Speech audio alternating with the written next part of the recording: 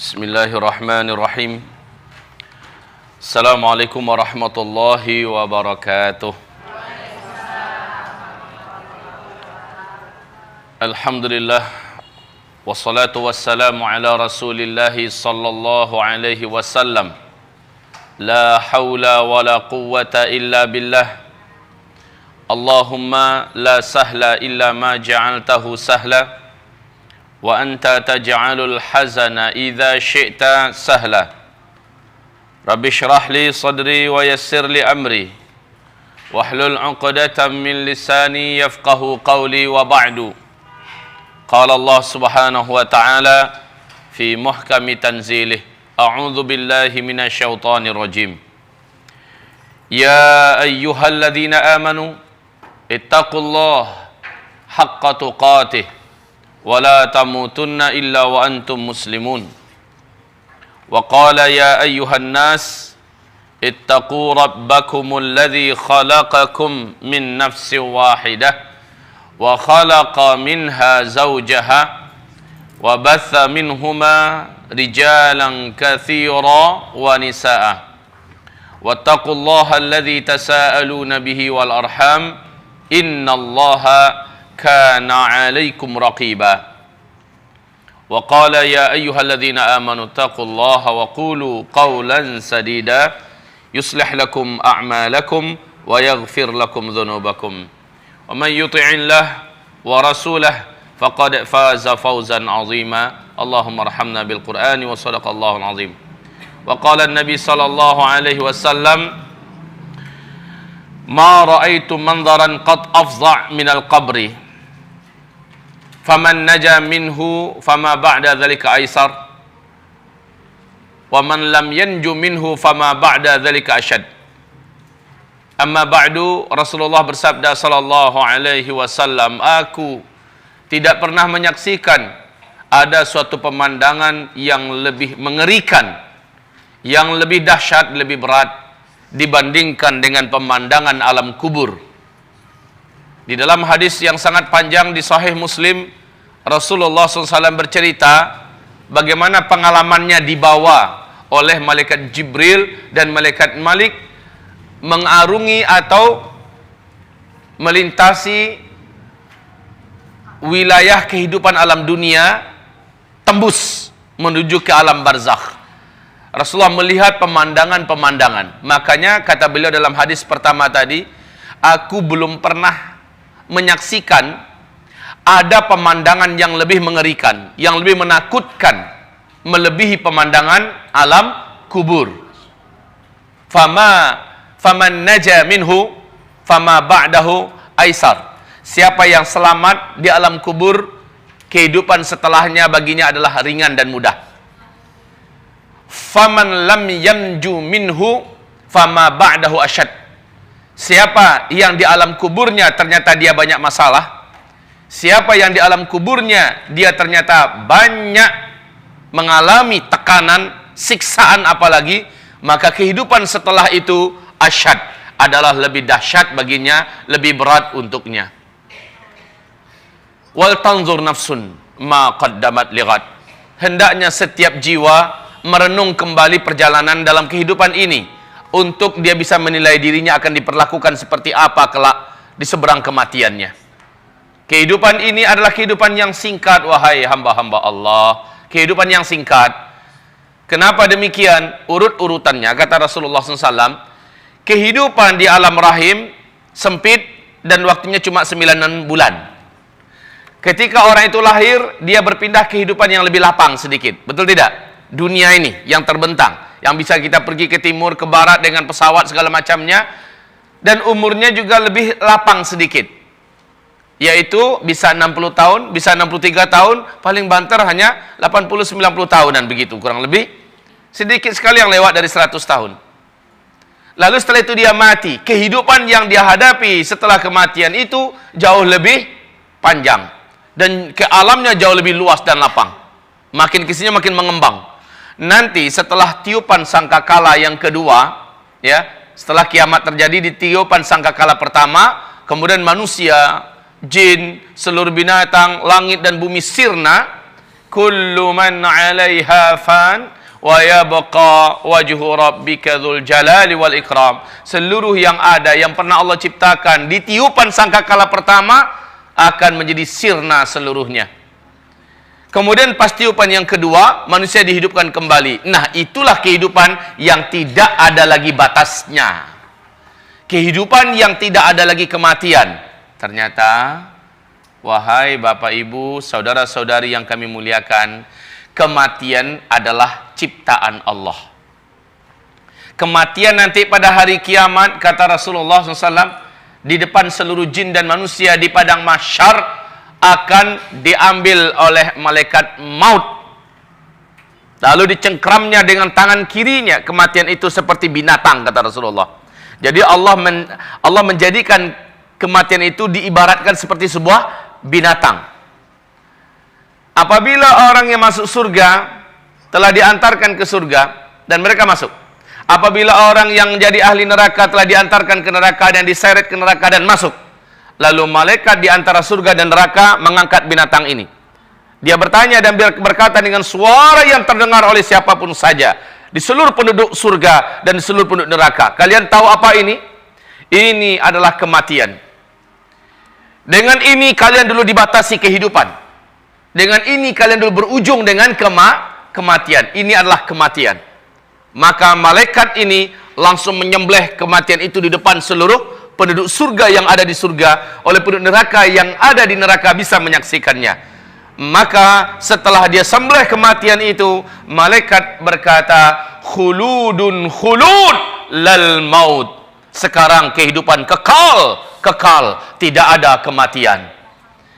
Orang-orang yang hidup di dalam surga ragu, jangan-jangan hidup saya berakhir lalu berakhirlah kesenangan ini. Tidak perlu lagi kamu mengkhawatirkan. Kamu kekal di dalam surga, kekal.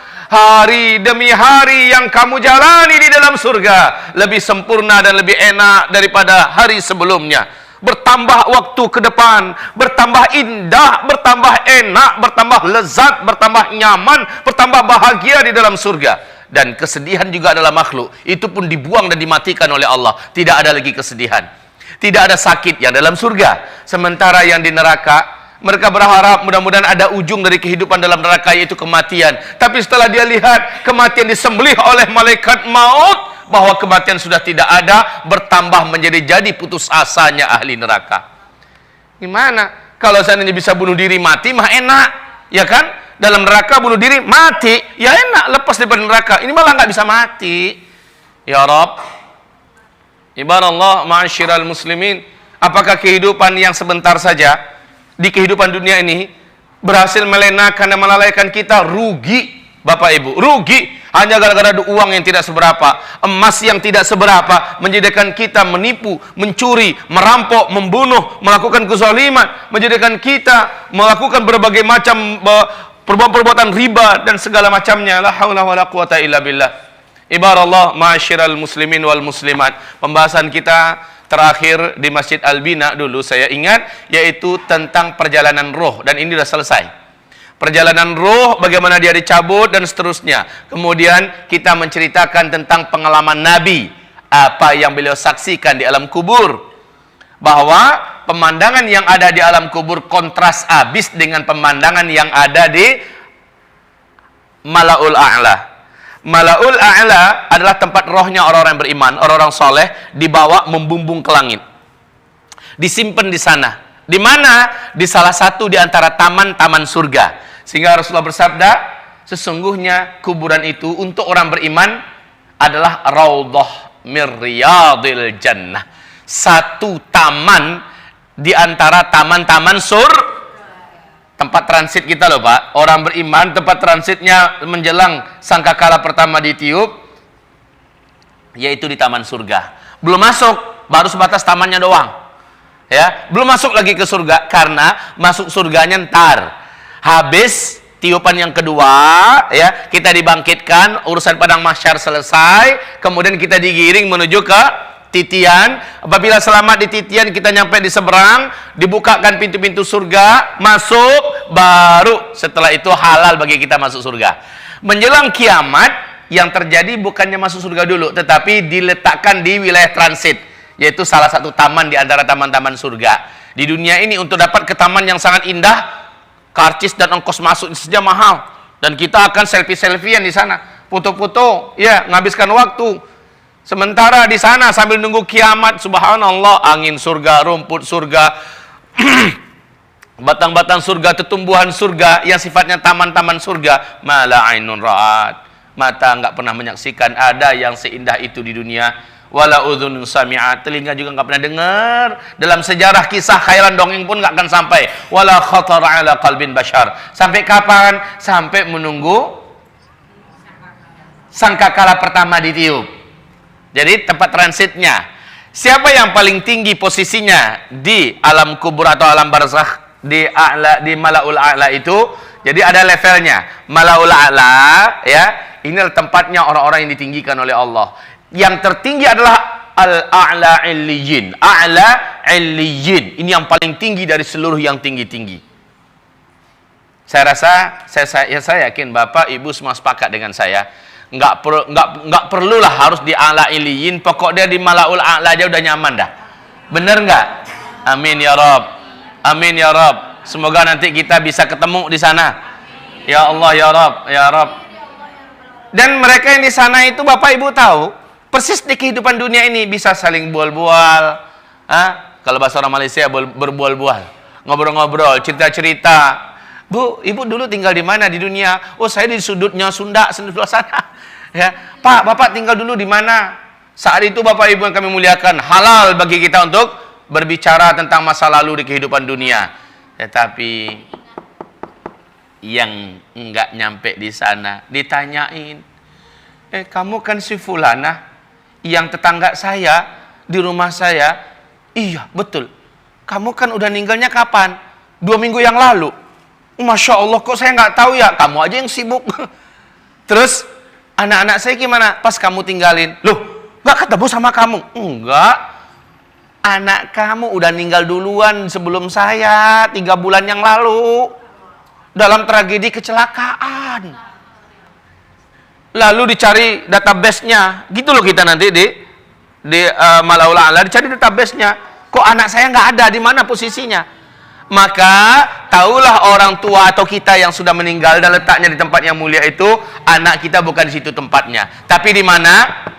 Asfalas safilin.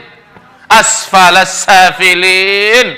Taulah kita bahwa keturunan kita, anak kita tidak ditempatkan di tempat yang mulia ini, tetapi mereka diletakkan di asfalas safilin. Kata Syekh Islam Ibn Taimiyah, asfalas safilin adalah suatu tempat yang paling rendah, paling panas, paling sempit, paling menyesakkan dan penuh siksaan, di dalam perut bumi letaknya. Enggak di langit. Kalau di langit itulah dia tadi malaul a'la. Kalau di bawah disebut dengan sijjin. Wa ma adraka mas sijjin. Lanjut. Kitabun marqum. Orang-orang yang disijjin, dipenjara di dalam perut bumi, mereka disiksa. Mereka disiksa sambil menunggu kiamat. Model siksaannya inilah yang Nabi Muhammad pernah diajak oleh malaikat Jibril dengan malaikat Malik jalan-jalan ke alam barzakh. Yang dikasih lihat adalah pemandangan serem itu. Nabi melihat ada orang yang disiksa begini, lalu diceritakan oleh malaikat Jibril, itu pemakan riba tuh hai Muhammad, umatmu yang makan riba, akibatnya. Dilihat lagi pemandangan yang lebih seram daripada yang tadi. Itu siapa hai malaikat Jibril? Itu umatmu hai Muhammad. Umatku lagi. Apa yang mereka buat ketika hidup di dunia? Dikasih tahu, umatmu dulu hobinya memecah belah persaudaraan orang, mengadu domba ke sana kemari. Kemudian sampai kapan disiksa? Sampai kiamat. Dilihatkan lagi yang lain, digongseng dalam pembakaran api yang sangat besar. Ada kuali dari besi yang sangat panas, merah, menyala. Orang-orang di dalam seperti digongseng, berusaha naik ke atas, asal sampai di atas dihantam oleh api yang besar dari bawah, menggelinding lagi ke bawah dalam keadaan di atas tungku besi yang sangat besar dan merah karena panasnya. menjerit-jerit di dalam keadaan telanjang bulat. Siapa ini wahai Jibril? Dijawab lagi, itu adalah umat Muhammad yang semasa hidup di dunia melampiaskan syahwatnya kemana-mana. Diajak kemana-mana melihat pemandangan-pemandangan. Makanya kata Nabi, ma ra'aitu manzaran qat afdha minal qabr. Aku belum pernah menyaksikan ada pemandangan yang lebih hebat, yang lebih menakutkan, yang lebih dahsyat dibandingkan dengan pemandangan alam kubur. Ma'adzanallah wahai ibu-ibu, ma'adzanallah wahai bapak-bapak, ma'adzanallah. Nasallallahu ta'ala al-afiyah. Mudah-mudahan Allah menjadikan Bapak Ibu bukan termasuk yang di sana. Ya Rabb, amin ya Rabbal alamin. Bapak Ibu, ya hamba-hamba Allah yang kami muliakan, siapakah dari umat Nabi yang dijamin tidak akan diazab dalam kubur? Satu, umat Nabi yang dijamin tidak akan diazab di dalam kubur. Yang pertama, kullus syuhada min ummati Muhammad sallallahu alaihi wasallam. Seluruh orang-orang yang ketika akhir hayatnya syahid. Ketika akhir hayatnya syahid. Saya ringkaskan, yang syahid itu yang paling level tertingginya yang terbunuh demi menegakkan kalimat Allah di medan perang melawan orang kafir, kafir komunis, kafir syiah, kafir musyrikin, kafir-kafir lainnya, perang dalam rangka membela agama Allah, meninggikan kalimat Allah, tentu di atas ilmu, meninggal syahid. Rasulullah bertanya kepada para sahabat, kalian tahu siapa-siapa yang syahid? Sahabat Nabi menjawab, sebatas yang ini saja. Oh, kalau begitu kata Rasulullah, sedikit amat yang syahid dari umatku. Enggak. Yang syahid dari umatku kata Rasulullah belasan kelompoknya. Ada yang tenggelam sementara dia mukmin, matinya tenggelam karena tsunami kah? Karena masuk ke dalam musibah, ya intinya, maka dia tenggelam, syahid. Ada yang meninggal karena sakit di perutnya, mukmin, dia syahid.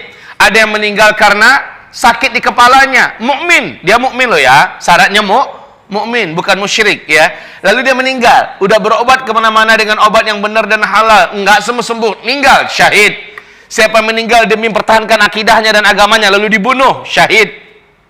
Siapa yang meninggal karena dalam proses perjalanan menuntut ilmu, dia meninggal, baik yang sedang di pesantren atau yang sedang pergi menuntut ilmu ke Madinah, maupun ke Mekah dan sebagainya, atau pergi ke majelis ilmu macam Bapak Ibu, ternyata pulang-pulang meninggal dunia, syahid ya. Ini perjalanan yang mulia. Man kharaja fi talabil ilmi fahuwa fi sabilillah. Siapapun yang keluar dari rumahnya niatnya nambah ilmu, dia ada fi sabilillah. Sampai kapan? Sampai dia kembali sampai di rumah. Jadi Bapak Ibu selama pulang pergi ini perjalanan yang paling berharga dan paling mahal yang Bapak Ibu tempuh, yaitu perjalanan fi sabilillah. Andai ada terjadi apa-apa di jalan, syahid ya. Jadi yang syahid dari umat Nabi itu amat banyak. Termasuk yang meninggal dunia karena mempertahankan hartanya, mempertahankan kehormatannya, dibunuh, maka dia syahid. Siapa yang meninggal dunia kata Rasulullah sallallahu alaihi wasallam dalam keadaan dibakar atau terbakar, bukan membakar diri ya, maka mereka seluruhnya adalah syahid. Ini yang pertama, mereka bebas dari azab kubur. Mungkin ditanya, tetapi dalam hadis Imam Ahmad dan At-Tirmidzi Rasulullah SAW bersabda, bahkan yang syahid tidak akan ditanya di dalam kuburnya. Subhanallah. Cuma masalahnya kita kan nggak bisa menentukan kita bisa syahid atau tidak. Ini masalah kita. Bapak Ibu yang kami muliakan, kalau begitu, maka biasakan diri kita ada di atas kebiasaan-kebiasaan yang mulia, di mana jika seseorang meninggal dunia, umumnya, kata Nabi kita, seseorang hanya akan meninggal di atas kebiasaan apa yang biasa dia buat. Kalau kebiasaannya baca Quran, biasanya dia meninggal sedang baca Quran. Kalau kebiasaannya puasa Senin Kamis, memang dia rutin, maka sedang puasa itu dia meninggal dunia. Intinya kebiasaan kita lagi ngapain. Kalau kebiasaannya suka ngunjingin orang, insya Allah meninggalnya sedang menggunjingin orang, dan seterusnya. Yang kedua, orang yang tidak akan diazab di dalam kuburnya, kata Rasulullah SAW, orang yang sedang ribat. Orang yang sedang ribat. R-I-B-A-T-H. Kalau bahasa Arabnya ro, ba, alif, to.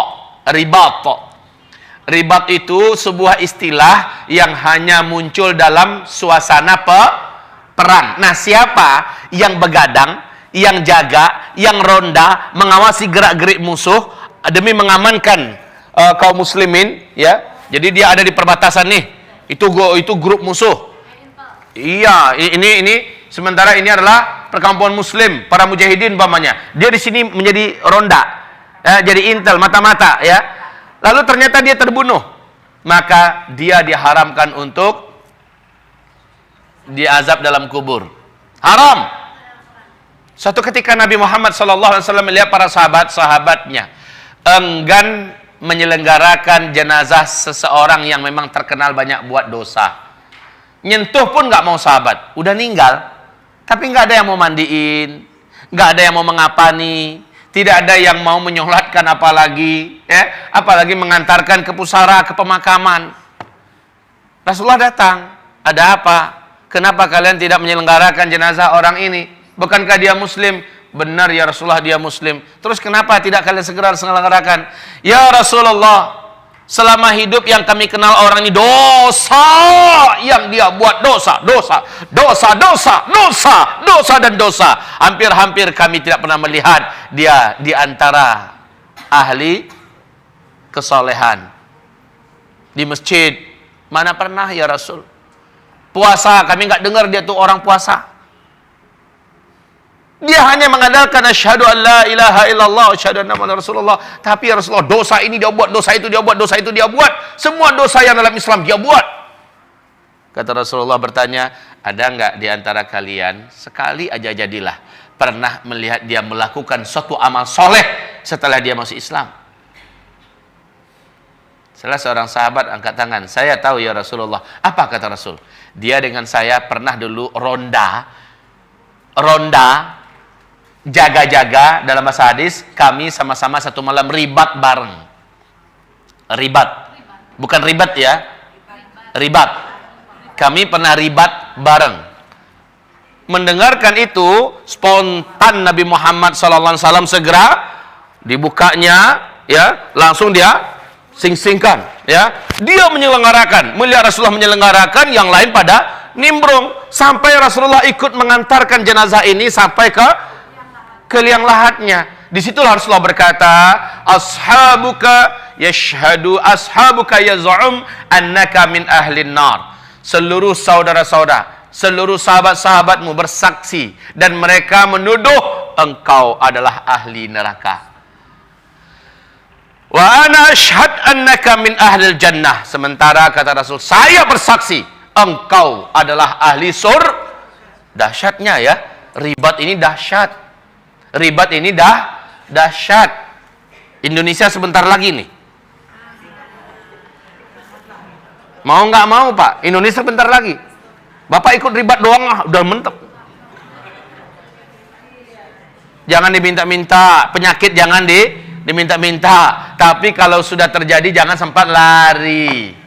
Ya, ribat sebentar lagi akan banyak peluang-peluangnya di ujung. Dari Sabang sampai Merauke, setiap provinsi se-Indonesia akan ramai ada ribat. Kalau 98 itu bukan ribat loh Pak. 98 dulu ketika krisis moneter, jatuhnya Pak Harto, ya kan? Lalu banyak orang ronda jaga-jaga kampung, gitu kan? Dia jaga komplek. Itu bukan ribat. Yang ribat ini dalam rangka mempertahankan agama Allah, membela agama Allah. Nah, yang bangkit besok itu adalah Syiah dan komunis loh. Syiah dan PKI, dan mereka mulai membunuh, membantai, membakar, menghancurkan, dan kita wajib bela diri. Saat itu kita harus bersama-sama orang-orang beriman. Lah yang bangkit dalam jadwal dia ronda, lalu dia terbunuh di situ, dia ribat. Ini cuma peluangnya buat laki-laki. Perempuan, ibu mau ribat? Mau. Bu, peluang ibu untuk ribat ada. Ibu bakar semangat suaminya, Mas, kamu berangkat Mas. Aku bersama orang-orang beriman yang lain di sini. Kami akan menjaga diri kami. Ya, Mas berangkat. Selama Mas ibu, suami ibu ikut ribat, pahalanya mengalir sepenuh dia dapat. Allahu Akbar. Ya, kalau dia berjihad, dapat pahala seberapa banyaknya, dijamin ibu dapat semuanya. Tapi jangan ibu pegang kaki suami kita. Mas, jangan tinggalkan aku. Nggak dapat apa-apa, Bu. Kalau ternyata dia jadi pergi, ibu nggak dapat apa-apa. Kenapa? Ibu tidak ikhlas. Bahkan ibu tidak rela dia pergi. Aku tinggal sama siapa, Mas? Ya, nggak jadi dah. Jadi, baik ibu semangatkan suaminya. Ibu semangatkan, Ustadz, kami udah nggak punya suami. Kami adalah GJI, Grup Janda Indonesia. Gimana Ustadz? Nggak apa-apa. Ada anaknya nggak yang laki-laki? Kasih semangat. Ngalir ke ibu pahalanya. Ada menantunya nggak yang laki-laki? Kasih semangat anak perempuan kita. Supaya suaminya juga dilepas. Ya, kasih semangat. Jadi yang para ibu-ibu bakar semangatnya. Ustadz, menantu nggak punya, anak laki-laki nggak punya. Gimana? Biayain orang yang mau. Gitu caranya. Maka dapat pahalanya semua. Subhanallah. Ya, siap-siapkan dari sekarang. Nggak lama lagi loh. Hasbunallah, ni'mal wakil, ni'mal maula, wa ni'man nasir. Bapak Ibu, hamba-hamba Allah yang kami muliakan, nih yang kedua, ribat. Dan di manakah ribat yang paling mulia kata Rasul? Di akhir zaman, ribat yang paling keren, ribat yang paling tinggi derajatnya, ribat yang paling mulia adalah di Syam. Ya. Wa inna afdala jihadikum, pada saat-saat demokrasi sedang membungkus dunia, saat itu yang terutama, amalan yang paling hebat adalah jihad kata Rasul. Kan ada jihad pendidikan, ada jihad dakwah, ya, ada jihad ilmu, menuntut ilmu, ada jihad ekonomi, ada jihad macam-macam jihadnya.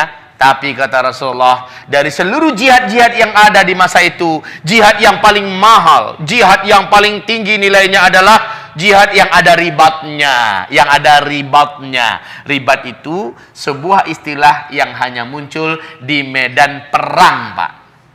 Jadi jihad yang paling tinggi adalah jihad perang. Di situ ada istilah ribat muncul. Dan ribat yang paling hebat, ribat yang paling tinggi dan mulia posisinya adalah di negeri Syam. Syam, Syria, Palestina, Yordania, Lebanon. Sekarang dari seluruh Syam, jihad yang paling hebat nanti dan paling tinggi ribatnya adalah di Askalan. Askalan itu sebuah kota di tepi pantai di Palestina. Ini Askalan. Taib. Ini tentang masalah ribat. Yang kedua, yang ketiga. Yang ketiga dari apa? Yang ketiga dari orang yang dibebaskan dari azab kubur. Yang ketiga, Rasulullah SAW sebutkan adalah siapapun umat Nabi yang mukmin, mukminah, mukmin loh ya, mukmin mukminah, bukan muslim. Karena belum tentu seluruh muslim adalah mukmin. Setiap mukmin pasti muslim. No, banyak muslim tapi milih Ahok. Muslim tuh, ya, tapi mukmin nggak akan milih. Jelas. Nah, Bapak Ibu yang kami muliakan, di sini subhanallah, Bapak Ibu yang kami muliakan, orang yang mukmin, mukminah meninggalnya hari Jumat. Meninggalnya hari Jumat. Ini hadis diriwayatkan oleh Imam Ahmad dan Imam At-Tirmidzi. Tapi ninggalnya nggak dibuat-buat loh ya. Kan ninggal dibuat-buat bisa. Minum obat overdosis. Malam Jumat, mudah-mudahan besok pas subuh-subuh mulut kita ditemukan oleh keluarga udah berbusa. Ninggalnya judulnya hari Jumat. Enggak, kalau gitu namanya udah intihar, bunuh diri. Jadi ninggalnya memang Allah Subhanahu wa taala yang, Ustadz, bisa dipesan nggak sama Allah? Bisa. Ibu bisa request itu, Bu. Bisa Bapak pesan. Bapak tahu, Pak? Mayoritas para sahabat Nabi, coba baca sejarah, mayoritas para sahabat Nabi akhir hayatnya sesuai dengan pesanan yang dia minta pada Allah jauh-jauh hari sebelum itu. Ada yang minta, ya Rob, doa, memang doa, ya, doa. Asal lepas sholat dia doa. Asal di tempat-tempat multazam, di tempat yang sangat makbul doa, dia doa. Di waktu-waktu yang makbul doa, dia doa. Permintaannya, ya Rob, hamba ingin meninggal nanti dalam keadaan dalam keadaan seperti ini. Dia sebutkan loh, Bu, caranya. Kayak Utsman bin Affan radhiyallahu anhu minta pesan dia sama Allah, ya Rabb, hamba ingin meninggal dalam keadaan hamba sedang berpuasa, sehingga hamba nanti berbuka di sisi Engkau. Hamba ingin meninggal ya Rabb ketika hamba sedang baca Quran, ya. Apa-apa ini, dan hamba ingin meninggal ya Rabb di tangan musuhmu. Ya, semuanya terjadi persis seperti yang diminta. Semua sahabat-sahabat Nabi mesen apa, caranya gimana, terjadi persis seperti itu. Ibu bisa mesen loh, Bu. Kalau ibu terasa serem rasanya dibelah badannya, terasa serem gitu kan, padahal meninggal tuh sebentar loh, Bu. Coba aja nanti. Cuma hitungan beberapa detik doang. Ya, umpamanya nih, umpamanya ibu, Bu, jeder, ditembak jidat kita, tembus. Paling-paling ibu merasakan beberapa detik saja, habis itu ibu sudah selesai. Dibakar juga, Bu, nggak sampai 1 menit. Ibu lihat ISIS yang melakukan bakar itu, ada videonya Bapak tonton. Semoga Allah lindungi kita, semoga Allah selamatkan kita. Ya, dibakar, Bu, itu hanya beberapa detik saja, kemudian dia menjadi kaku dan mati. Sebentar saja, selama saraf-saraf ini sudah hangus semua, mati dah. Ya, artinya kematian itu tidak lama. Coba aja nyemplung ke kolam. Kasih besi yang berat di kaki kita, ikat tangannya juga supaya nggak bisa muncul. Hanya beberapa menit aja, beberapa detik saja, Bu, meninggal. Ngapain juga dicoba yang kayak gitu kan? Maksud saya itu begini, Bapak Ibu, kematian itu hanya sebentar, ya. Kematian itu hanya sebentar. Bapak pesan saja sesuainya seperti apa. Ya Rabb, hamba ingin meninggal ketika sedang perang lawan PKI di Indonesia. Ya Allah, hamba sudah membunuh mereka dan terakhir mereka membunuh hamba di medan perang, tapi tidak melalui siksaan mereka. Bisa diminta loh gitu. Ya, ibu juga, ya Rabb, hamba tidak ingin sampai terjatuh ke tangan musuh-musuhmu, lalu hamba mereka permalukan, hamba mereka hinakan. Ya Rabb, hamba ingin dalam keadaan ingin membela diri, hamba terbunuh di situ. Sehingga enak kan, daripada kayak di Belgrad, daripada kayak di beberapa penjara di mana, di Irak contohnya, diperkosa giliran 100 orang memperkosa satu wanita sehari. Besok juga gantian lagi, mana tentara yang bisa perkosa dia terus. Ya Allah, hinanya diri. Coba, Bu, minta kepada Allah dari sekarang, ya Rabb, lindungi hamba, biar lebih bagus kita bela diri, meninggal langsung, kemudian kita langsung masuk surga. Kan begitu? Masuk ke taman surga. Kematian itu cuma sebentar kok. Baik, hamba-hamba Allah yang kami muliakan, ini yang ketiga. Orang yang meninggal pada hari Jumat. Minta juga nggak apa-apa, ya Rabb, wafatkan hamba pada hari Jumat, ya Allah, ketika hamba sedang di Masjidil Haram. Ada kan? Ada kan? Ada suatu peristiwa yang menggemparkan Mekah. Berita ini sampai menyebar ke seluruh dunia. Seorang pemuda, ya, sedang sholat Jumat di Masjidil Haram, ya. Lalu tiba-tiba dia tidak bangkit-bangkit, posisinya terus dalam keadaan sujud. Ketika diangkat, seringan kapas orang angkatnya. Nggak berasa, begitu cepatnya dia nyampe ke pintu gerbang. Jadi gimana ceritanya? Orang saking pengennya mengambil berkah dari badan yang mulia ini, ya, nyentuh semua. Jadi dia tuh kayak meluncur saja di atas kepala orang. Karena tangan langsung menyambung dengan sangat cepat sampai di gerbang. Di gerbang dimandiin, kemudian yang memandikan mencium bau wangi yang sangat. Kemudian dadanya seperti bercahaya. Ini saksi dari seluruh yang menyaksikan. Ketika disolatkan, sang imam bertanya, seluruh tanda-tanda husnul khatimah ada padanya. Ditelusuri anak muda ini, ternyata dia anak muda yang rajin ngajar ngaji. Dan dia ngajar ngaji nggak mau diupah. Ini dia. Kalau sekarang ngajar ngajinya pakai fulus. Ya, kalau fulusnya kurang, cari mana yang agak tebel. Kalau yang kayak gini ini ninggal nih, ragu nih, dadanya akan bercahaya. Ya, jadi anak muda ini menghabiskan waktunya membaca Quran, ngajarin Quran, ya, habis waktunya di situ dan belum sempat kawin, Pak, belum sempat kawin, dan dia nggak mau diupah, meninggal dunia. Bisa dipesan, yang kayak gitu itu tuh bisa dipesan. Baik, hamba-hamba Allah yang kami muliakan, lanjut yang keempat. Yang keempat, orang yang meninggal karena, kalau di dalam hadis tersendiri disebutkan di hadis Imam Nasai dan At-Tirmidzi, dinyatakan hadis ini hasan. oleh para ulama ahli hadis, meninggal karena penyakit apapun nama penyakitnya, penyakit itu bersarang di perut. Kanker rahim kah namanya, apakah prostat, apakah apa semacamnya yang di sini. Nah, apabila dia meninggal dunia, dia mukmin. Apa kata Rasulullah SAW? Tidak ada satupun orang mukmin yang meninggal dunia karena penyakit perut yang menyerangnya. Syaratnya, orang ini wajib dah mencari obat. Wajib sudah sakit tapi dibiarin aja. Sakit perut, sakit. Berobat yuk, mas sakit. Nggak mau. Kenapa? Saya mau syahid. Nggak boleh. Berobat itu hukumnya wajib. Ya, kalau setelah berobat maksimal masih meninggal dunia karena penyakit itu, fahuwa syahid. Man mata min batan fahuwa syahid. Ya, balik lagi ke kajian kita yang awal-awal tadi. Ibarat Allah yang kami muliakan, ini tipe-tipe dan kelompok manusia yang tidak akan diazab di alam kubur.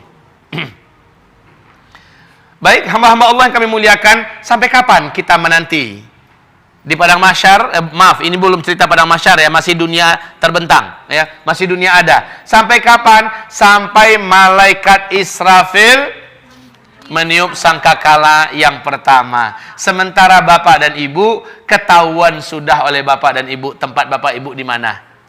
Bapak ibu mau tahu kapan ibu bisa tahu tempat ibu bapak ibu di mana kalau sudah meninggal? Saya udah nyampaikan loh ini. Ketahuannya oleh bapak dan ibu saat akan sakaratul maut. Cuma sayang bapak nggak bisa cerita sama orang lain, ibu nggak bisa cerita sama orang lain. Apa? Setiap yang akan meninggal diizinkan Allah, tirai gaib dilepaskan oleh Allah, lalu dia melihat langsung pemandangan dalam di situ ada gerbang surga, gerbang istana yang indah dalam surga. Di gerbang itu tertulis owner, pemilik tempat ini adalah namanya. Nama Ibu Fatimah, nama Ibu Khadijah, nama Ibu Aisyah, nama Ibu Siti Fadilah. Silahkan, sudah ada namanya. Bapak juga begitu. Dan itu kita lihat waktu kita akan meninggal dunia. Ya, ini sudah saya uraikan dulu. Cuma bapak ibu nggak bisa cerita sama yang masih hidup, sama yang akan ngelepas kita. Nak, coba lihat tuh, papa ngelihat ada pemandangan surga. Nggak bisa kita lihat.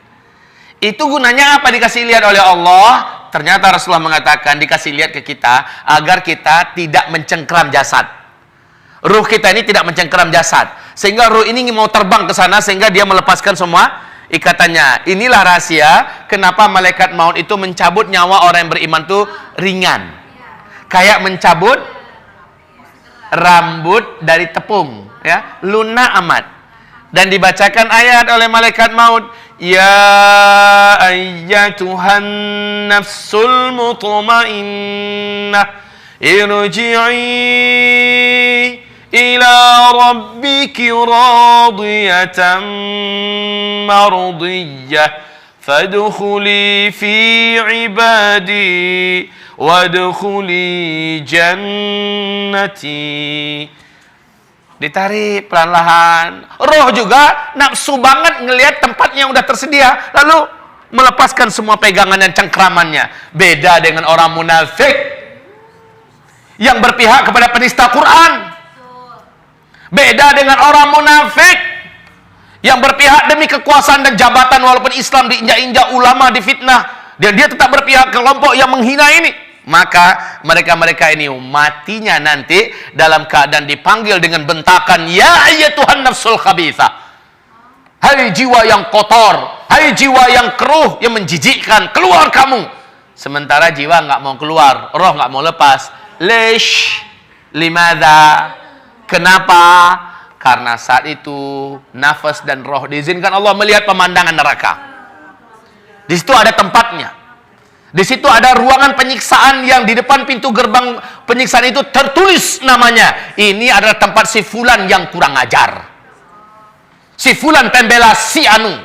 Si fulan adalah si anu, ya.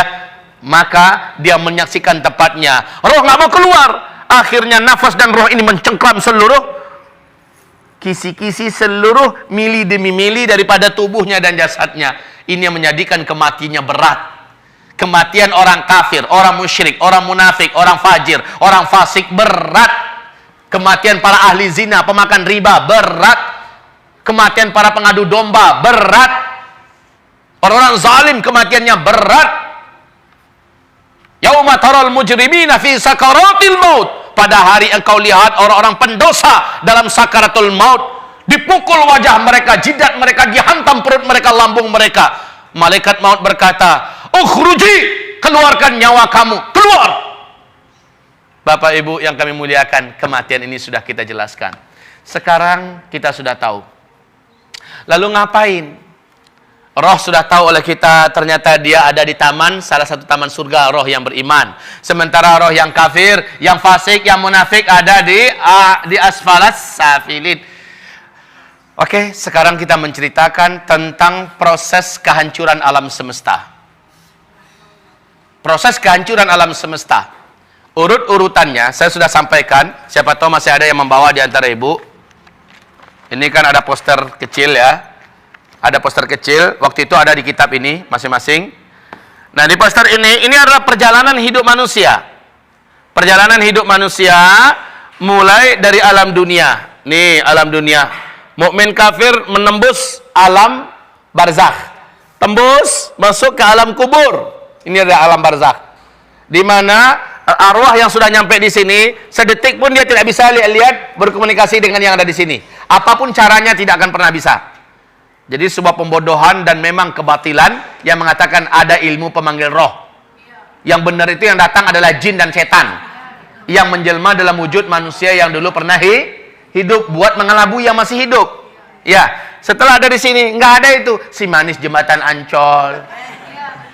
Si anu dalam keadaan hamil lalu diperkosa kemudian dibunuh lalu dia gentayangan. Dia macam-macam itu dibodoh-bodohin. Ya. Nah, kaum muslimin setelah nyampe di sini mereka menunggu sangkakala ditiup ya. Nah, peristiwa demi peristiwa saya sudah sampaikan. Peristiwa tanda besar kiamat ada 10. Satu, ringkasnya saja nih, ringkasnya saja. Satu, dukhon. Yang kedua, Dajjal lepas. Yang ketiga, Nabi Isa turun, Dajjal dibunuh. Yang keempat, Ya'juj Ma'juj bebas ya. Kemudian Ya'juj Ma'juj dihabisi oleh Allah serentak di muka bumi ini. Ya, 10 tanda besar kiamat. Mana kiamat tidak akan terjadi sampai yang 10 ini muncul dulu. Yang pertama kalau sudah muncul, yang lain menyusul dengan sangat cepat, waktunya dekat-dekat, nggak pakai jarak, nggak pakai jauh. Ya, saya ulangi, Dukhon, Dajjal, Nabi Isa, Ya'juj dan Ma'juj. Kemudian bumi memasuki masa-masa aman, di mana bumi langsung dipimpin oleh khilafah Islamiyah, keturunan kandung Nabi Muhammad Al-Mahdi. Disitulah terjadi tanda besar kiamat yang kelima. Matahari terbit dari sebelah barat. Betul-betul fisik matahari. Langsung menyusul tak lama kemudian yang keenam, keluarnya binatang raksasa di tiga tempat dari dalam perut bumi. Allah menceritakan ini dalam surat An-Naml ya, di ayat 82, yaitu Dabatul Ardi. Binatang ini keluar. Kemunculan yang ketiga yang terakhir adalah di kota Mekah. Dari dalam perut bumi kota Mekah dia muncul. Oke, binatang ini juga kembali tenggelam dan hilang sama sekali. Tanda besar kiamat yang ketujuh, bertiup angin sejuk nan wangi dari negeri Yaman. Seluruh orang yang kenal dan beriman dengan Allah meninggal dunia serentak. Dan yang tersisa hidup setelah itu hanya orang kafir saja yang memang tidak kenal dengan Allah Subhanahu wa taala. Selesai 7, yang kedelapan, tenggelamnya daratan permukaan bumi yang ada di sebelah timur ya, masuk dalam laut. Kemudian langsung menyusul yang ke-9, tenggelamnya daratan bumi sebelah barat ya. Dan yang ke-10 yang tersisa dari bumi adalah satu ketul daratan bumi yang ada di timur tengah, mulai dari Yaman sampai ke Syam ya. Nah, bumi saat itu tersisa ini saja, yang lain laut seluruhnya. Ya. Kemudian dari sana, dari Yaman keluar api raksasa setinggi-tinggi bukit dan gunung. Ini tanda yang ke-10 ya. Seluruh orang yang tinggal di jazirah Arab lari menuju ke negeri Syam. Sampainya mereka di negeri Syam, semuanya barulah malaikat Israfil meniup sangkakala yang pertama. Ibarat ma'asyiral muslimin, apa yang terjadi dengan sangkakala yang pertama ini? Allah Subhanahu wa taala menceritakan, saya ringkaskan saja. Mungkin kalau saya bacakan dalil dan ayat, hadis segala macamnya terlalu panjang Bapak Ibu. Ringkasannya begini. Bapak Ibu, malaikat Israfil ketika mengetahui bahwa Nabi Muhammad sudah diutus, pangkal terompet itu sudah dimasukkan ke dalam mulutnya. Kemudian kata Rasulullah, kedua bola matanya tiap sebentar melirik ke bawah arasy Allah, menunggu aba-aba kapan ini ditiup. Ternyata saat dia dapat instruksi untuk ditiup, langsunglah dia meniup. Akibat tiupannya ini, kata Rasulullah sallallahu alaihi wasallam, seluruh sendi-sendi alam semesta hancur sehingga seluruh alam semesta menjadi lemah. Langit menjadi lemah, bumi menjadi lemah, matahari menjadi lemah, bintang-bintang dan seluruh tata surya menjadi lemah. Lalu mereka akan bertabrakan antara satu dengan yang lain. Kaum muslimin yang kami muliakan, kondisi ini menjadikan beberapa pemandangan berikut ini pasti akan disaksikan oleh orang yang hidup ketika itu. Maka Nabi mengatakan, seburuk-buruk orang yang pernah hidup di bumi adalah orang yang nanti langsung menyaksikan kejadian kiamat. Apa yang terjadi? Lihat di dalam Al-Quran, Allah berfirman di surat Al-Haqqah, surat yang ke 69 di ayat 13 sampai 14. فَإِذَا نُفِخَ فِي الصُّورِ نَفْخَةٌ وَاحِدَةٌ وَحُمِلَتِ الْأَرْضُ وَالْجِبَالُ فَدُكَّتَا دَكَّةً وَاحِدَةً. Saat tiupan sangkakala pertama ditiup, bumi langsung berbenturan dengan yang lain-lainnya. Akar-akar gunung lepas. Akar-akar gunung lepas, lalu menghantam kembali bumi ini. Gunung-gunung di mana lepas menghantam bumi ini. Mereka saling bertabrakan antara satu dengan yang lain. Manusia ketika itu seperti anai-anai yang berterbangan. Manusia yang ada seperti anai-anai yang berterbangan. Gunung-gunung seperti kapas yang ditiup. Gimana kapas yang ditiup? Ada, kebayang deh kapas yang ditiup, ya. Seperti itulah keadaan gunung-gunung. Ntar dibersihin. Bapak Ibu yang kami muliakan, kondisi ketika itu. Kemudian, apalagi pemandangan yang akan dilihat? Seluruh air laut akan melalap daratan bumi yang tersisa. Wa idzal biharu fujirat, dan apabila seluruh laut fujirat. Tsunami yang pernah terbesar di alam ini sejak bumi terkembang adalah tsunami Nabi Nuh. Berapa ketinggiannya? Berapa? Ya setinggi gunung. Coba deh disebutkan secara ilmiah berapa? Di Al-Bidayah wan Nihayah oleh Al-Hafiz Ibnu Katsir dijelaskan tingginya tsunami Nabi Nuh 5.000 meter. Ya. Pertanyaannya dari mana sih munculnya itu air laut? Jawabannya adalah entah. Kita nggak tahu dari mana tuh munculnya air. Kok bisa setinggi itu? Lalu disembunyikan kemana? Nggak usah dibahas deh, pokoknya imani saja itu sudah Allah lakukan.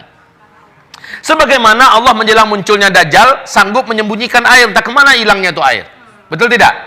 Sampai-sampai air tidak ada yang turun dari langit, air yang ada di daratan bumi mengering di mana-mana, dan sekarang sudah mulai menunjukkan ada indikasi ke arah itu.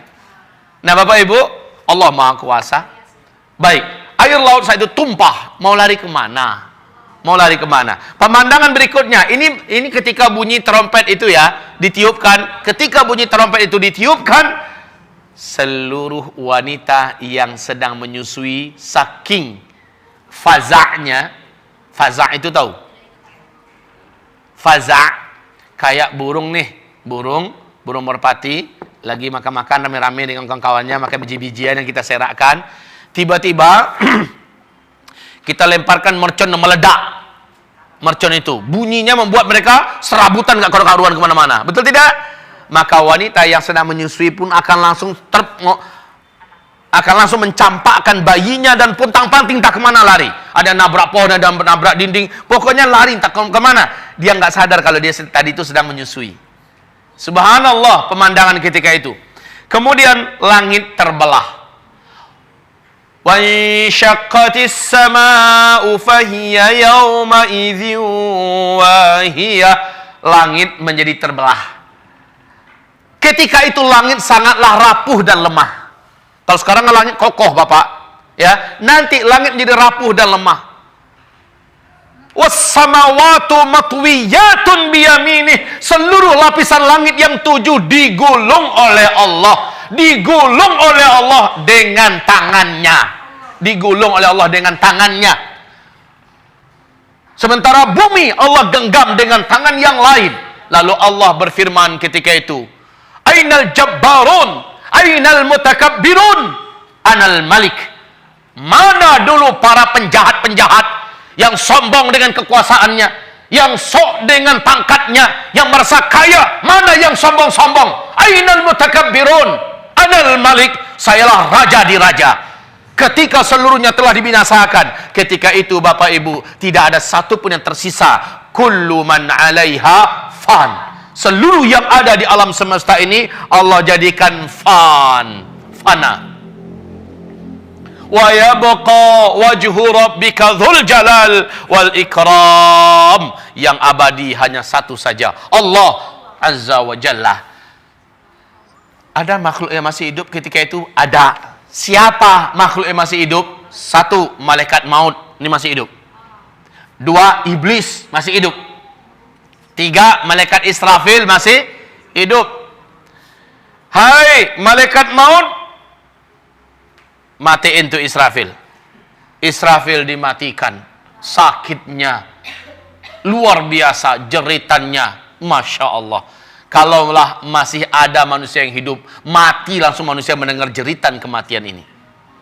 Setelah malaikat Israfil dibunuh, dimatikan, karena memang seluruh yang bernyawa ketika kiamat wajib musnah semuanya.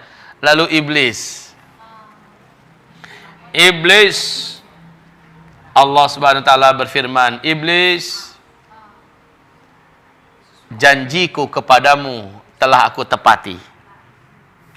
Seluruh makhluk yang ada telah aku musnahkan. Sekarang yang tersisa engkau. Hai malaikat maut, cabut nyawanya. Iblis masih berusaha melarikan diri. Kemanapun dia lari, malaikat maut memiliki kemampuan yang gak ada apa-apanya iblis. Udah nunggu malaikat maut di sana. Mau kemana coy?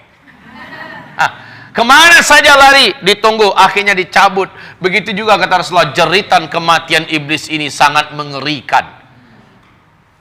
Selanjutnya, Allah lah yang mematikan malaikat maut. Allah lah yang mematikan malaikat maut. Ketika Allah matikan malaikat maut, apa jeritan malaikat maut berkata, aduhai kiranya begini berat kematian itu, begini menyakitkannya. Kalau aku tahu, pasti aku akan berlembut-lembut dulu dalam mengambil. Iya, sakit Pak. Malaikat maut pun yang sebenarnya begitu perkasa, tidak ada makhluk yang lebih perkasa melainkan malaikat maut. Semuanya mampus di tangan malaikat maut. Ya. Sekarang malaikat maut dimatiin tuh oleh Allah Subhanahu wa taala. Selesai. Apa kata Rasulullah sallallahu alaihi wasallam? Bumi, langit dan semua isinya telah tidak ada. Senyap, senyap, senyap, senyap. Berapa lama? Arba'in ma bainan nafkhatain, antara dua tiupan. Tiupan pertama dengan tiupan kedua ada masa arba'un. Ada masa, kata Rasulullah, arba'un. Apa arti arba'un? 40. Qal Rasulullah SAW berkata, arba'una yauman. Qala abait. Qala arba'una syahran. Qala abait. Qala arba'una sanatan. Qala abait. Enggak tahu. 40 hari kah? 40 minggu kah? 40 bulan kah? 40 tahun kah? Enggak tahu. Pokoknya 40, informasinya gitu kata Rasulullah sallallahu alaihi wasallam. Qal thumma yunazzilullahu minas sama'i ma'an Makhluk yang paling pertama Allah ciptakan adalah siapa? Siapa? Bilang cepat, Allahu a'lam. Ya. Ya. Kalau belum pasti, jawaban yang pastinya itu adalah Allah wa rasuluhu a'lam. Khalas. Yang pertama sekali Allah ciptakan adalah malaikat Israfil. Ya, malaikat Israfil. Ngapain?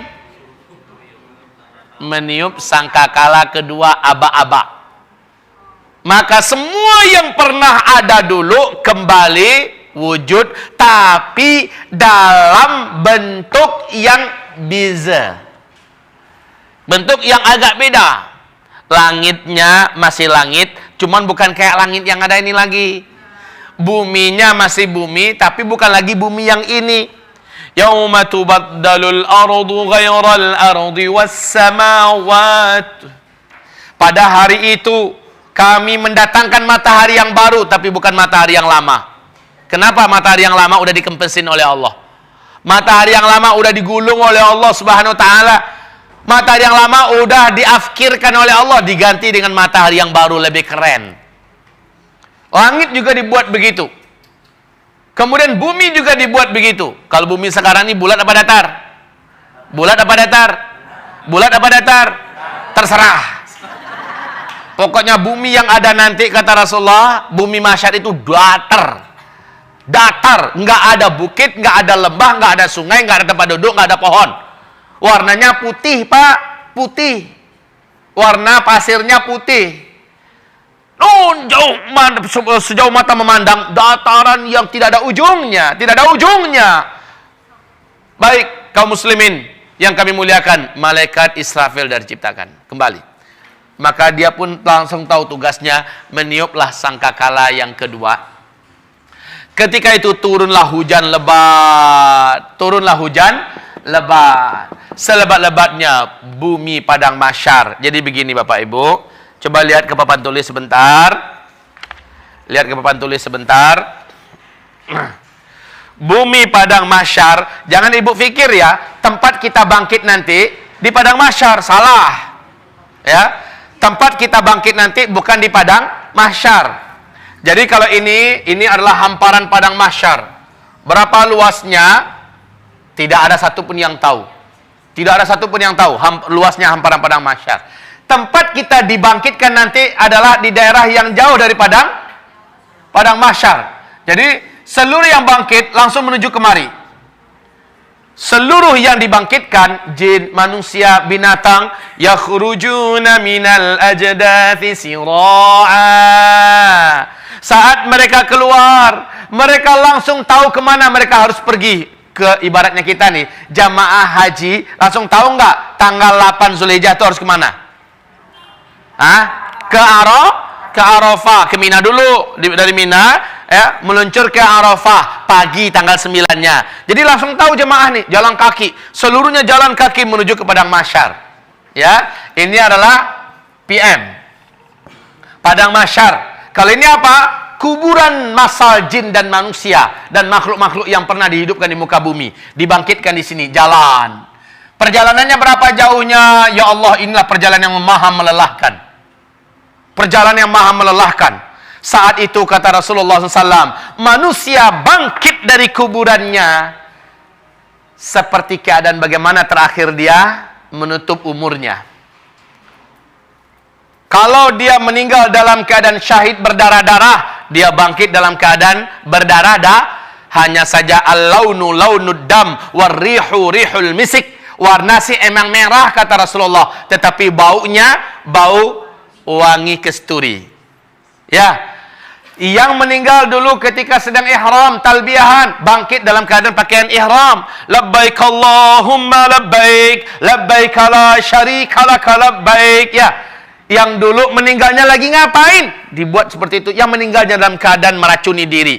Yang meninggal dalam keadaan bunuh diri. Seperti apa tragisnya keadaan. Saya ngeliat di YouTube, ada yang meninggal. Jadi ada truk tronton lagi jalan. Di sampingnya ya, tronton itu agak melambat karena lampu merah kan. Pas trontonnya mulai jalan, dia masukkan kepalanya ke bawah tronton. pecah, ya, pecah. Lah ya kayak gini nih, bangkit dalam keadaan seperti itu kondisinya. Kepalanya pecah. Bapak Ibu yang kami muliakan, bagaimana orang dulu meninggal, seperti itu dia kembali dibangkitkan. Maka pilihlah cara meninggal yang benar. Hamba-hamba Allah yang kami muliakan, perjalanan di sini. Nah, orang pada telanjang bulat, nggak ada yang berkhitan, nggak pakai alas kaki. Di dunia ini, kalau nggak pakai alas kaki kita, waduh sengsaranya minta ampun, panas, ya. Aspal luar biasa panasnya. Waduh, saya pernah deh jalan dari hotel, dari Masjidil Haram ke hotel, sendal saya hilang di Haram. Ya, jalan Bu, panas terik. Waktu itu lantainya itu belum yang putih yang sekarang nih, masih yang warna apa? Yang panasnya itu, masya Allah, loncat-loncat saya Bapak Ibu, loncat-loncat. Bapak Ibu yang kami muliakan, ini bayangkan matahari itu hanya qadra mail, hanya 1 mil. Dikasih jarak hanya 1 mil. Masya Allah. Bunda Aisyah gelisah dia. Ya Rasulullah, ada apa? Qalat, ar-rajulu wal mar'ah tub'atsu uratan ghurlan. Dibangkitkan dalam keadaan telanjang bulat. Auratnya saling nampak dengan ya Rasulullah. Nanti yang laki-laki nafsu ngeliat wanita. Yang wanita juga selera ngeliat laki-laki gimana? Apa kata Rasulullah? Ya Aisyah, al-amru yawma idzin asyad min ayyanzura ba'dhum aurata ba'd. Ketika itu, hai Aisyah, orang nggak peduli lagi dengan aurat. Saking menegangkannya kondisi, saking menakutkannya keadaan, nggak peduli sama aurat. Mau secakep langit apapun, orang udah nggak peduli dengan aurat, karena pemandangan jauh lebih mengerikan yang akan mereka hadapi. Ketakutan menyelimuti seluruh isi dada manusia.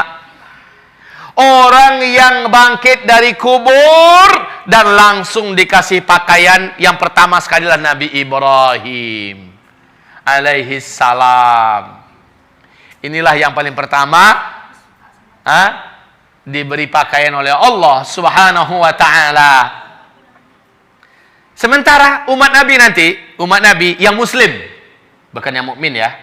Umat Nabi yang muslim ini kan ada yang munafikinnya, ada yang ahli maksiat ini, ahli maksiat itu, segala macamnya kan. Yang munafikin ini dibangkitkan dalam keadaan 10 keadaan. Ada yang dibangkitkan dalam keadaan dipaksa memakai jubah dari ter yang mendidih. Ada yang dibangkitkan dalam keadaan kepalanya kepala binatang, kepala ular, kepala babi, kepala monyet, kepala anjing, ya. Sesuai dengan perangainya dulu di dunia. Muslim si muslim, tapi perangainya perangai babi, ngerusak kesana kemari. Ya, nggarap harta orang, makan harta orang. Ini perangai babi kan? Monyet kan gitu perangainya tuh. Bapak Ibu yang kami muliakan, ada yang dibangkitkan oleh Allah Subhanahu wa taala sementara lidahnya membusuk. Dan lidah itu menjulur sampai ke pusarnya. Bau busuknya membuat orang-orang sekitarnya muntah-muntah. Dan komunitas ini lidahnya manjang semua. Siapa ini? Ini para penghibah, ini para pemfitnah, ini para pengadu domba. Hati-hati Bapak Ibu. 10 keadaan. Muadz bin Jabal bertanya pada Rasulullah, ya Rasulullah, ini di waktu dibangkitkan loh itu ya. Jadi ada yang dibangkitkan dalam keadaan nungging. Jalan dengan tangan, kakinya ke atas. Semua manusia yang satu kelompok dengan mereka kayak gitu semuanya. Macam-macam Bu.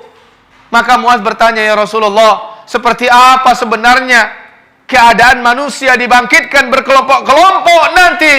Apa kata Rasulullah? Hai Muadz, laqad sa'alta an syai'in 'azim. Pertanyaanmu sangat berat, hai Muadz. Saya rasa Bapak Ibu perlu membaca hadis itu. Kenapa manusia dibangkitkan dalam keadaan lidahnya panjang? Kenapa manusia dibangkitkan dipaksa menggunakan ter yang mendidih? Kenapa manusia dibangkitkan dalam keadaan kepalanya kepala binatang? Kenapa manusia dibangkitkan dalam keadaan berdarah-darah, bernanah? Kenapa manusia? Nah, seluruh keadaan ini bergantung pada apa yang dia buat di dunia. Apakah Bapak Ibu tidak gelisah? Jangan-jangan kita termasuk yang masih melakukan itu di dunia. Bisa jadi begitu nggak Pak? Bisa jadi. Kewaspadaan kita dalam hal ini menjadi sebuah hal yang wajib dan mesti. Lanjut. Setelah itu, orang sudah tidak peduli dengan aurat ya. Orang sudah tidak peduli dengan aurat. Jin, setan pada saat itu dibangkitkan oleh Allah Subhanahu wa taala sudah berwujud dan sudah kasar badannya. Bisa kita tempeleng. Hah? Bisa kita tempeleng, Pak. Mau bapak belurin gara-gara kamu nih. Ya. Bisa. Hamba-hamba Allah yang kami muliakan. Toh dalam Al-Quran banyak Allah menceritakan bagaimana kesalnya manusia nanti kepada setan. Nah, nanti iblis membela komunitas jin dan setan. Ente jangan sembarangan ya, nuduh kami sepenuhnya. Enggak pun ada kami, kalian punya potensi untuk sesat, kata iblis di dalam surat Ibrahim. Enggak ada kami, kalian bisa sesat. Tanpa kami pun kalian sudah punya potensi untuk sesat. Kenapa kita bisa sesat, Pak? Kenapa iblis nanti ngamuk di hadapan Allah membela diri dan komunitasnya? Kenapa dia ngamuk? Karena manusia terlalu banyak menyalahkannya nanti pada hari kiamat. Apa kata iblis? Surat Ibrahim ayat 22. Jangan kalian nyalah-nyalahkan saya. Saya hanya punya kemampuan merayu, menggoda-goda. Merayu, menggoda-goda, dan membuat kalian merasa benar dengan kesalahan yang akan kalian lakukan. Saya berikan kepada kalian pembenaran-pembenaran, pendapat-pendapat yang sudah kami godok dengan bahasa-bahasa indah, kami suntikkan ke hati kalian, kami bisikkan ke pikiran kalian, kalian terima kan? Cuma itu kemampuan kami, keahlian kami, nggak ada lebih daripada itu. Walumu anfusakum, salahkan nafsu kamu sendiri, nafsu kamu, nafsu. Dan ini Pak, ada di diri kita. Nafsu ini nggak mempan di ruqyah. Kalau setan bisa babak belur di ruqyah, betul tidak? Jin bisa kapok dengan ruqyah. Hatta jin ifrit pun bisa di ruqyah, insya Allah. Tapi kalau nafsu nggak mempan di ruqyah, lumu anfusakum, salahkan nafsu-nafsu kamu sendiri. Lihat bulan Ramadan. Bulan Ramadan, setan-setan diikatkan, kata Rasulullah, diikatkan. Wasuffidatis syayatin, ya kan? Seluruh setan-setan diikat, tapi masih banyak nggak orang di luar melakukan berbagai macam maksiat, dosa ini, dosa itu. Kenapa? Setannya kan udah diikat. Yang diikat mah setan, tapi nafsunya diikat kagak? Puasalah cara untuk mengikatnya. Puasalah cara untuk melunak dan menjinakkannya. Ibaratullah, ma'asyiral muslimin wal muslimat. Lanjut di pada masyar. Belum kepada masyar nih, masih di situ. Ada satu rombongan yang dapat keistimewaan. Rombongan ini mereka-mereka yang baru saja bangkit, langsung ditutup seluruh auratnya dengan jubah kemuliaan. Diberikan kepadanya seluruh tanda-tanda kemuliaan, kehormatan. Ya, siapakah mereka? Mereka adalah umatku yang akan masuk surga tanpa hisab. Kalau orang semuanya ngumpul di padang mahsyar, kelompok ini enggak, cuma numpang lewat doang. Dia enggak akan dihisab di padang mahsyar, kagak bakalan ditanya itu harta ente dapat daripada mana, ente pergikan ke mana, tidak akan ditanya sama sekali. Ya. Ilmu ente tidak akan ditanya. Orang-orang ini jumlahnya udah dibatasin oleh Rasulullah. Rasulullah menceritakan, pertama sih cuma 70.000 orang. Lalu aku berdoa nanti di padang mahsyar agar Allah tambah. Lalu Allah menambahkan, ya, menjadi 4.900.000. Ya, lalu aku berdoa lagi, Allah tambahkan lagi. Kata Rasulullah SAW, ya, Allah tambahkan lagi 3 kali cidukan. Nggak tahu nih, nggak ngerti saya. 3 kali cidukan itu apakah 3 kali lipat dari 4.900.000 atau bagaimana? Pokoknya fahthu thalatha hasayat. Setelah itu Allah berkata, hai Muhammad, nggak ada lagi minta tambah ya, cukup. Jadi orang kayak gini nih, pas kita bangkit dari kubur langsung dimasukkan ke kendaraan khusus. Ke kendaraan khusus, sudahlah diberikan pakaian kehormatan, dimasukkan ke kendaraan, orang jalan, sementara ini sudah bersenang-senang di atas kendaraan kemewahan, di mana mereka seperti utusan raja yang disambut dengan kemuliaan. Ya, dengan mobil pula.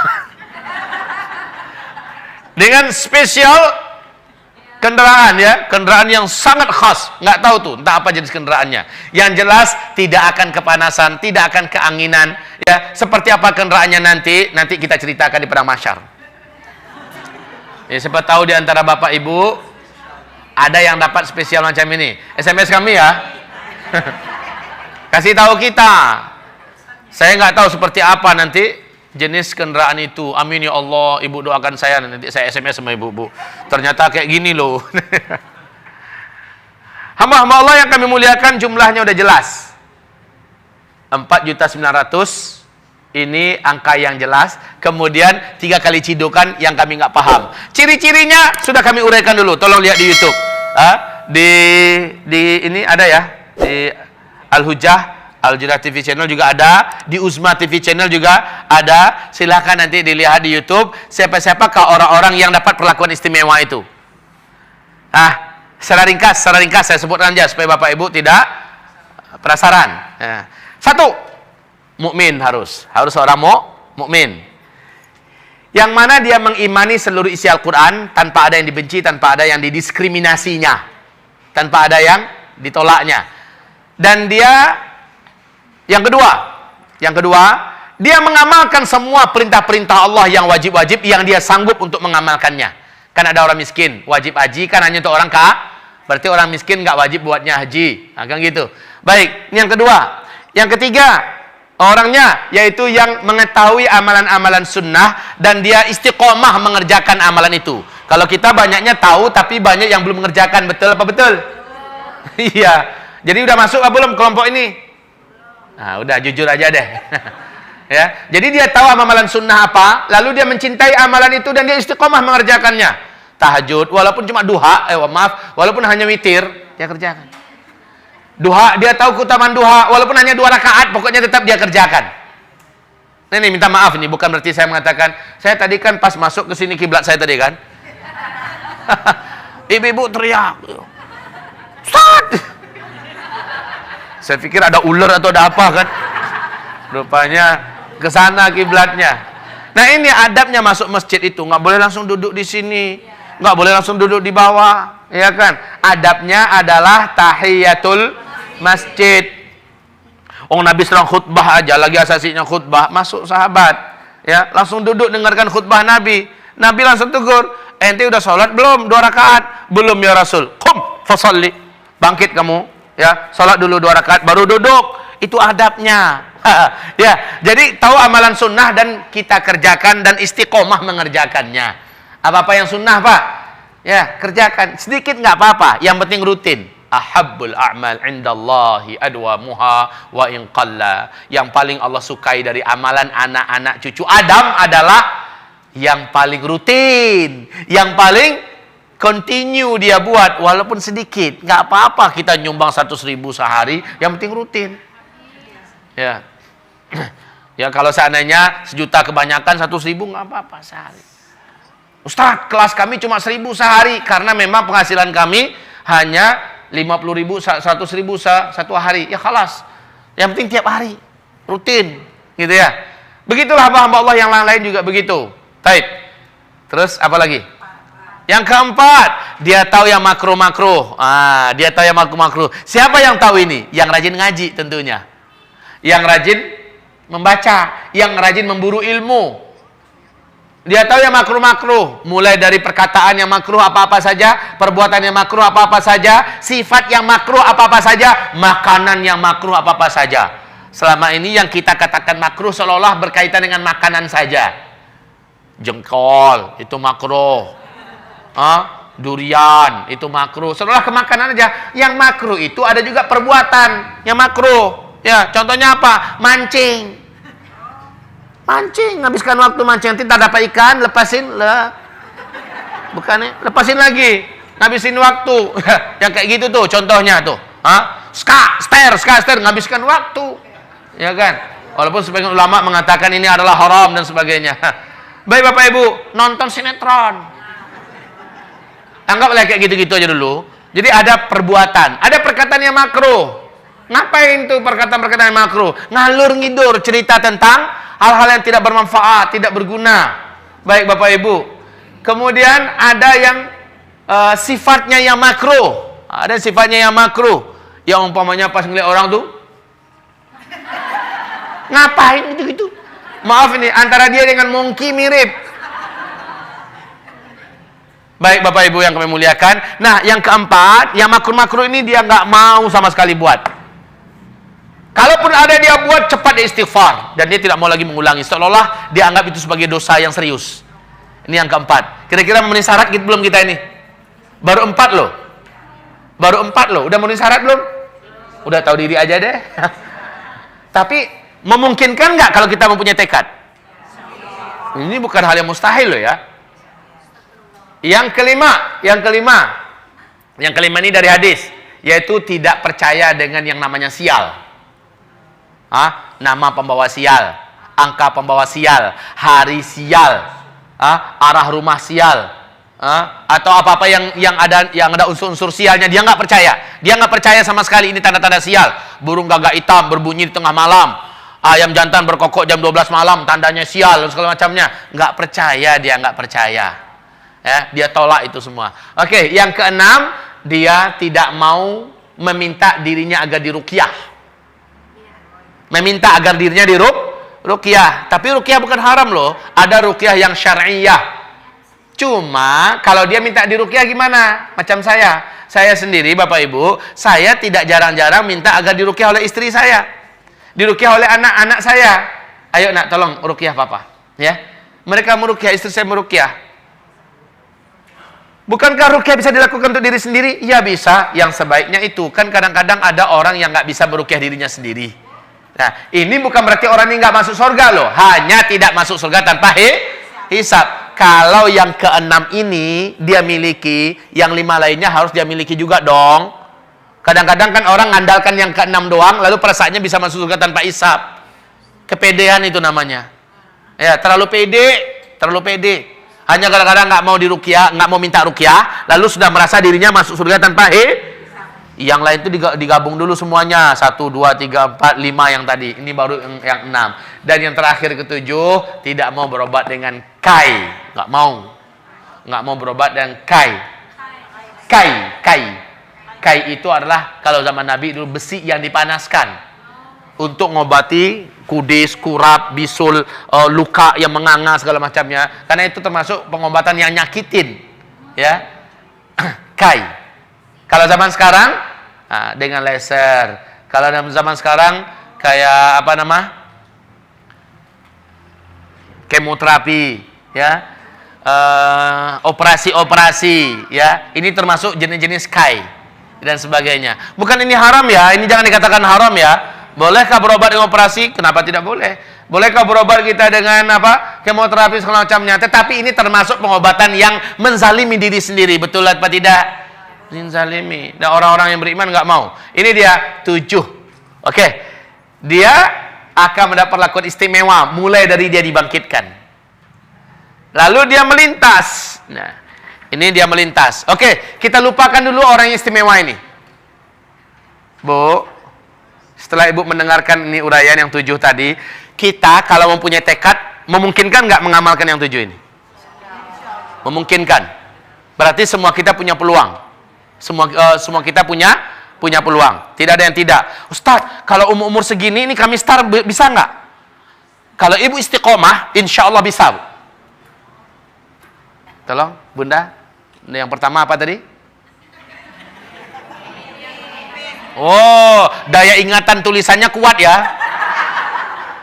Yang udah tertulis, ilmunya udah terikat. Oke. Dia mukmin. Mukminnya gimana tadi? Mengimani seluruh isi Al-Quran dan tuntunan Rasulullah Sallallahu Alaihi Wasallam. Yang kedua apa? Apa? Yang kedua? Yang wajib-wajib. Yang wajib-wajib, yang dia sanggup dia akan kerjakan. Yang haram-haram, nggak ada cerita kalau dia sanggup. Wajib tinggalkan semua. Kalau yang wajib, sebatas kesanggupan. Yang haram, wajib tinggalkan semua. Nggak ada pakai sebatas kesanggupan. Saya dulu berzina dalam seminggu 5 kali. Sekarang kesanggupan saya hanya 3 kali tinggalkan. Nggak gitu, memang total ditinggalkan. Ya, terus yang ketiga, Yang sunnah-sunnah dikerjakan dengan istiqomah. Yang keempat, yang makruh-makruh benar-benar dia tinggalkan. Kalau sempat dikerjakan 1-2 kali, kemakan nih jengkol, enak nih. Makruh itu kan hukumnya kan boleh. Ya, saya kalau dihidangkan jering jengkol nih, kalau ternyata enak nih, saya kan tahu nih, melihat bentuknya tahu nih ini enak atau tidak. Saya cicipin enak, saya makan lagi. Ya, ntar urus yang lain. Pokoknya, tapi ini termasuk tipe orang yang tidak akan bisa masuk kelompok ini. Tapi kalau saya mau, kalau saya bertekad, mulai kapan saya bertekad nih? Nggak pengen tunggu waktu, Pak. Mulai saat itu mulai dihitung oleh Allah. Semua sama. Tapi kan bukan hanya makanan doang loh, Bu ya. Sifat, perkataan, perbuatan, kan begitu tadi? Sifat, perkataan juga perbuatan yang makruh-makruh. Tinggal semua. Oke, yang kelima. Sial, nggak percaya. Kalau ada orang mengatakan jangan berangkat hari anu, kalau ini tanda-tandanya akan sial, nggak percaya. Yang keenam, tidak mau minta dirinya diruqyah. Tapi kalau ada orang datang ngeruqyah diri kita, nggak ada masalah. Akan terganggu nggak dia dari kelompok yang 7? Enggak. Ya. Yang ketujuh terakhir. Dan kita punya peluang. Ya, itu dia. Tidak mau berbuat dengan kiai, kita punya peluang untuk masuk ke dalam komunitas ini. Yang penting punya azam yang besar. Saya lihat ini adalah orang-orang yang memang punya azam, tekad yang besar. Insya Allah dia bisa. Waktu tanya jawab kita sampai zuhur ya. Bisa tanya jawab sekarang, silakan kalau ada yang mau tanya jawab. Kalau tidak kita lanjutkan. Ya. Bismillahirrahmanirrahim. Katanya Nabi nggak pernah makan bawang. Siapa yang bilang? Katanya. Saya baru sekarang dengar. Iya. Bismillah, saya jawab dulu yang ini. Tidak ada lagi yang bertanya nanti umpamanya, ya. Saya akan lanjutkan sampai kita zuhur ya. Iya, insyaallah. Baik. Ustaz, apakah siksa kubur itu dilakukan di langit, dalam barzah, atau di bawah tanah? Yang pasti jawabannya adalah di dalam tanah, di bawah tanah, enggak di langit. Nama juga azab kubur, ya kan? Oke, jawaban singkatnya begitu. Kemudian, Ustadz, apakah benar seluruh makhluk hidup akan bahkan termasuk malaikat akan mati, kecuali hanya Allah sendirian? Lalu apakah benar padang mahsyar itu adanya di Arafah, Mekah Mukarramah? Tidak benar. Arafah kekecilan, ya. Padang mahsyar itu tidak tahu ujungnya sampai di mana, tidak tahu tepinya mana, pangkalnya mana, ujungnya mana, dan itu datar, ya. Sementara bumi yang ada ini sudah Allah musnahkan, semusnah-musnahnya. Maka tidak ada lagi bumi yang ada ini, nggak ada, ya kan? Oke. Lain, kita bacakan ayat yang tadi lagi. Yauma tubaddalul ardu ghairal ardi. Pada hari itu, tubaddal ini adalah fi'il mudhari' mabni lil majhul. Artinya adalah diganti. Pada hari itu bumi diganti.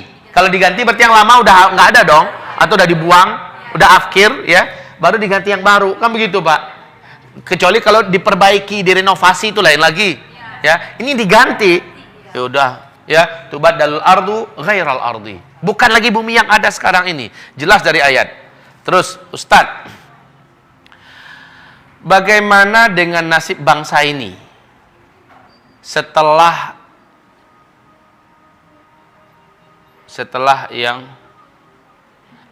yang salah jadi benar, yang benar jadi salah, yang kini terjadi, termasuk kasus penista agama, buka kurung, Ahok tutup kurung.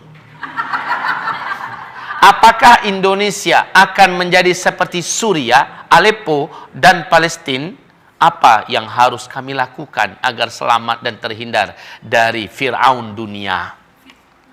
Gabung segera dengan Nabi Musa. Gabung segera dengan Nabi Musa. Kalau ini mengatakan ini Fir'aun dunia, apa yang harus kami lakukan supaya selamat? Jangan gabung dengan Fir'aun. Yang punya media massa Fir'aun enggak? Iya. Yang punya kekuatan militer Fir'aun enggak? Iya. Musa punya kekuatan militer enggak? Enggak. Musa punya media massa enggak? Enggak. Musa mempunyai makar ini itu segala macam enggak? Lugu.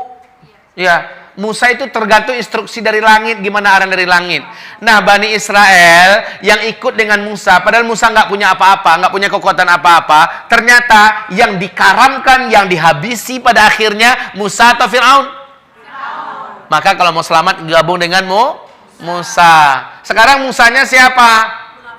Para ulama. Gabunglah dengan para ulama. Tapi ulama yang benar, bukan ulama jadi-jadian. Ya, ulama yang benar adalah yang membela kemuliaan Al-Quran, yang membela kemuliaan negeri, tanah air, bangsa, agama. Ini yang ulama sebenar-benarnya. Imam Syafi'i ditanya beliau ini oleh muridnya, wahai guru, nanti di masa-masa fitnah siapa yang harus kami ikuti? Jawaban beliau adalah para ulama. Ulama yang macam mana yang akan kami ikuti? Ulama yang panah-panah fitnah penguasa banyak ditembakkan ke arahnya. Ulama yang macam gini nih yang akan didengar, yang akan diikuti. Ya, insya Allah Allah selamatkan. Walaupun dia nggak punya senjata, walaupun dia nggak punya power, nggak punya media massa, nggak punya apa-apa, ini akan diikuti. Ya, baik Bapak Ibu yang kami muliakan. Apakah Indonesia akan seperti Syria dan semacamnya?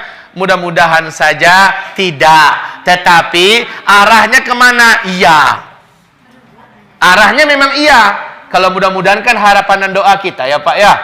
Arah-arahnya sih iya.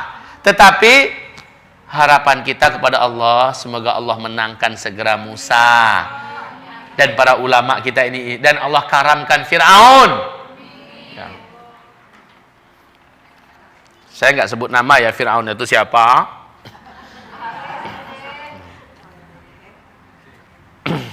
Terus Ustadz, tolong amati kami satu-satu. Loh, maksudnya apa nih? Bentar, garis miring. Hafalkan wajah-wajah kami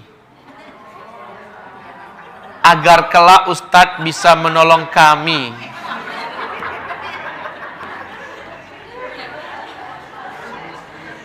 Memasukkan kami ke dalam surga. Bapak Ibu, saya sendiri belum tahu nasib ini akan bagaimana. Hamba Allah yang bicara ini mungkin saja bersih menurut Bapak Ibu, tetapi menurut Allah mungkin yang berbicara ini kotor. Bisa jadi Bapak akan melihat di dalam neraka, ya Allah bukan hamba ya Rob. Ya Rob, jangan hamba ya Rob. Kan nanti dalam neraka, orang-orang pada heran dalam neraka karena ada seorang lelaki yang diikat dengan rantai, sementara isi perutnya bluer keluar ya. Seluruhnya, sampai-sampai ususnya itu diseret-seretnya di dalam dasar neraka jahanam. Orang-orang di neraka pada bertanya, bukankah